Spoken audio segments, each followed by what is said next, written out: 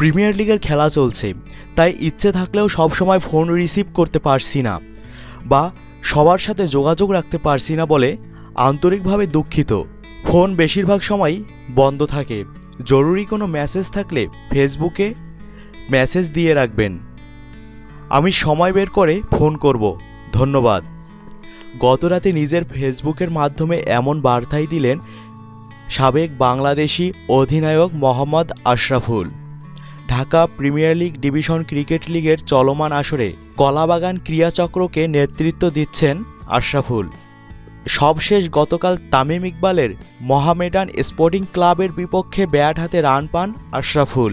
খেলেন ৪৬ রানের এক অনবদ্য ইনিংস। তবে বল হাতে তেমন সুবিধা করতে পারেননি আশরাফুল। ৫ ওভারে ৫২ রান দিয়েই উইকেট শূন্য ছিলেন তিনি।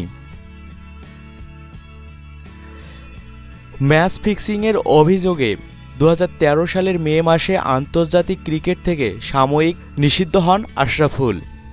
ক্রিকেট থেকে নিষিদ্ধ হয়েও ব্যাট বলকে বিদায় বলেননি তিনি। ব্যক্তিগতভাবে চালিয়ে গেছেন অনুশীলন, খেলেছেন দেশের বাইরেও। সবশেষ গত বছরের ১৩ আগস্ট নিষেধাজ্ঞার শিকল থেকে মুক্তি পায় আশরাফুল। প্রসঙ্গত ২০০১ সালে আন্তর্জাতিক ক্রিকেটের পথচলা শুরু হয় আশরাফুলের।